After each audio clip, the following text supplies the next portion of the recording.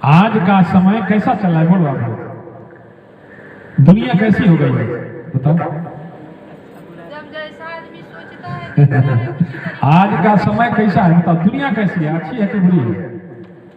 ये तो अपना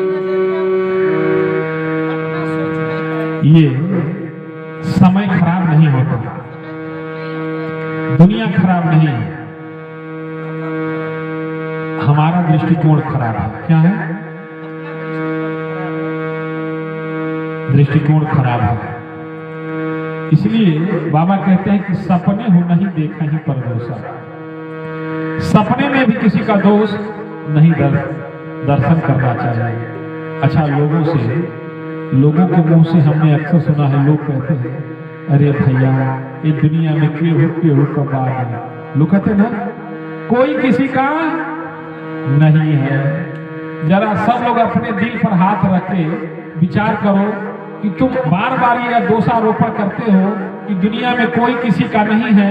अपने अंतःकरण से झकझोर के पूछो कि तुम किसके हो, तुम किसी के हो। अगर तुम आज तक किसी के नहीं बन सके तो औरों से क्यों अपेक्षा रखते हो कि लोग तुम्हारा हो जाए?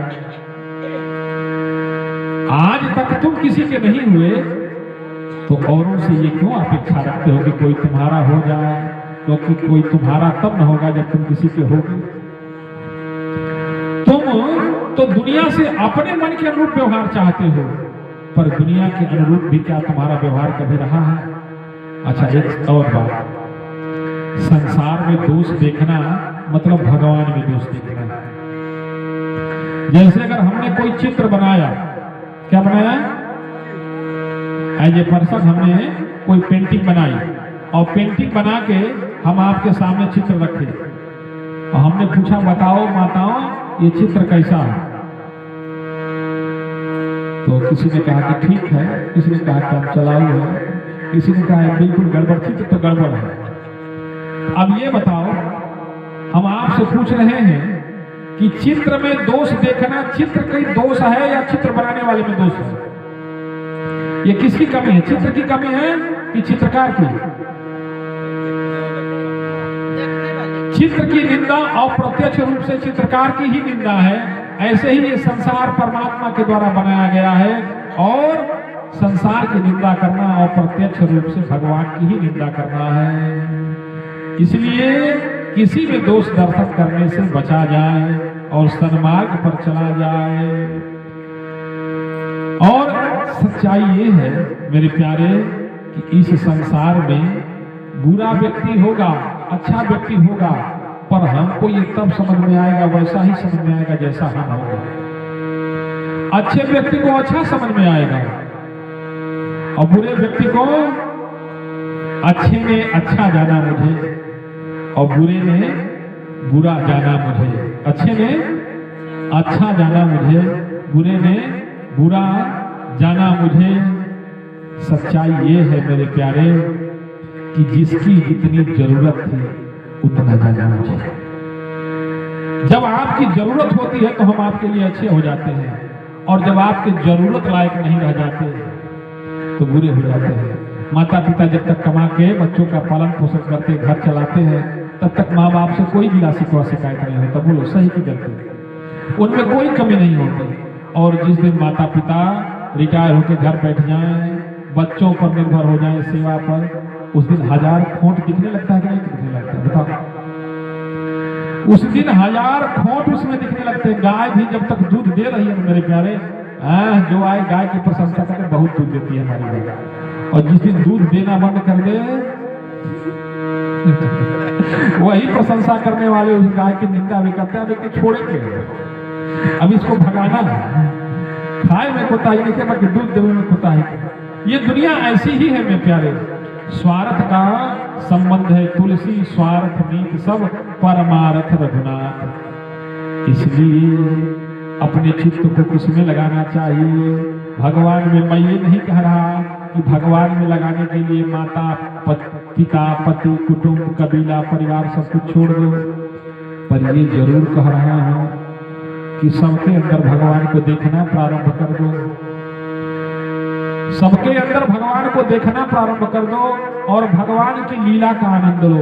वही परमात्मा तुम्हारे लिए कभी पति बना है, पति के रूप में भी परमात्मा है, पुत्र के रूप में भी परमात्मा है, सास के रूप में भी परमात्मा है, ससुर के रूप में भी परमात्मा है। और वह तुमको परखने के लिए, तुमको आजमाने के लिए, तुमको खुश करने के लिए और तुम्हारी परीक्षा लेने के लिए नाना प्रकार की लीलाओं को करता है। इस तरह से संसार में जितने भी संबंध हैं वो सारे संबंध परमात्मा के होने के नाते हैं। माँ कब तक है? जब तक उसके अंदर परमात्मा है। पिता कब तक है? जब तक उसके अंदर परम पिता है। पत्नी कब तक है? जब तक उसके अंदर श्वास रूपी परमात्मा आत्मा राम बैठा हुआ है। जिस दिन डोर खत्म हुई उस दिन पत्नी को कौन पत्नी कहता है? उस दिन तो कहते हैं कि लाश पड़ी है। क्या कहते हैं? इसलिए मेरे प्यारे, जीवन के सारे संबंधों का त्याग नहीं करना, सारे संबंधों में भगवान को देखना है और यह विश्वास करना है कि हमारे ठाकुर जी ही, हमारे परमात्मा ही सारे संबंधों में जीवंत हैं। पत्नी में भी, पुत्र में भी, पिता में भी, माँ में भी, भाई में भी, सब में वही है। उनके होने से ये है। जैसे बिजली आ गई तो ये बल्ब भी जल रहा है, बिजली आ गई तो पंखा भी चल रहा है, बिजली आ गई तो कूलर भी चल रहा है, बिजली आ गई तो फ्रिज, हीटर सब चल रहा है। पर ये सब कुछ किसके वजह से चल रहा है? बिजली के होने के वजह से चल रहा है। अगर बिजली नहीं होती तो फ्रिज पड़ा रह जाता पर ठंडा नहीं करता, हीटर पड़ा रह जाता पर गर्म नहीं करता, पंखा पड़ा रह जाता पर हमारी गर्मी को दूर नहीं करता। ठीक वैसे ही श्वास रूपी पावर परमात्मा जैसे इससे वापस लिया, ये क्या हो जाएगा? किसी भी काम का नहीं रह जाएगा। इसलिए सारे संबंधों में भगवान को देखते हुए किससे प्रेम किया जाए? भगवान से प्रेम किया जाए। बोले भक्तवत्सल भगवान की। मेरा कोई न सहारा बिन तेरे, मेरा कोई न सहारा बिन तेरे, गुरुदेव संवरिया मेरे। मेरा कोई न सहारा बिन तेरे, गुरुदेव संवरिया मेरे। मेरा कोई न सहारा बिन तेरे, गुरुदेव संवरिया मेरे। मेरा कोई न सहारा बिन तेरे, गुरुदेव संवरिया मेरे। तो सदगुरु की कृपा के अलावा कौन रास्ता दे सकता है? कौन आपको भगवान से जोड़ सकता है? संसार के लोग आपको क्या सिखाएंगे? जीने खाने सिखाएंगे, किसी तरह से शरीर को ढोने सिखाएंगे, पर इससे आप अपना पेट तो भर लेंगे पर उस वास्तविक शाश्वत आनंद से दूर हो जाएंगे। क्योंकि ये शरीर हमको सिर्फ कमाने खाने के लिए तो मिला नहीं है। ये शरीर परमात्मा ने अपने लिए बनाया है। क्योंकि अगर अपने लिए नहीं बनाया होता तो इंसान बना के नहीं भेजता। और 84 लाख योनियों में मानव योनि ही है जिससे परमात्मा को पाया जा सकता है। इसके अलावा और कोई योनि नहीं है जिससे भगवान को पाया जा सके। इसलिए इस जीवन का यही तय कर फल विषयन भाई, यही तन कर फल विषयन भाई,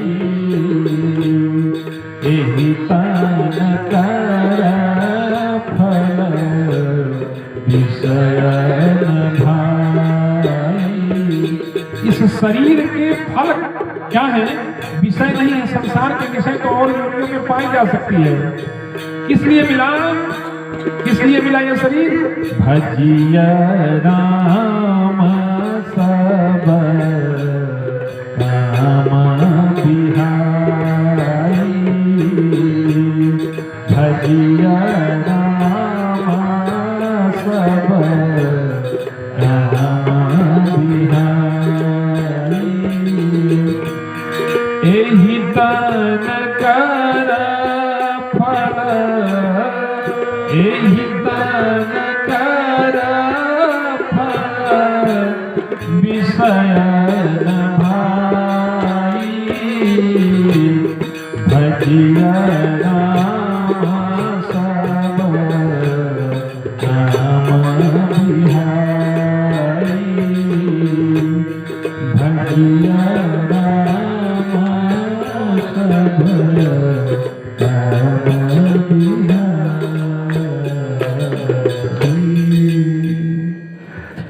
सारे कर्म भगवान का भजन करते करते छूट जाए, छोड़ना ना पड़े। छोड़ना त्याग है, छोड़ना क्या है? त्याग है। और छूट जाना अनुराग है। छोड़ना क्या है? त्याग है। और छूट जाना अनुराग है। भगवान से इतना प्रेम हो जाए हमको कि संसार के होने का आभास न हो।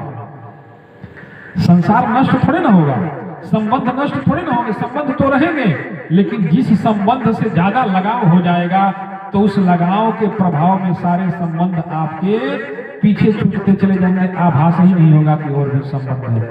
मिठाई की दुकान पर जाते हैं और दुकान के काउंटर में सैकड़ों प्रकार की मिठाई लगी होती कि नहीं?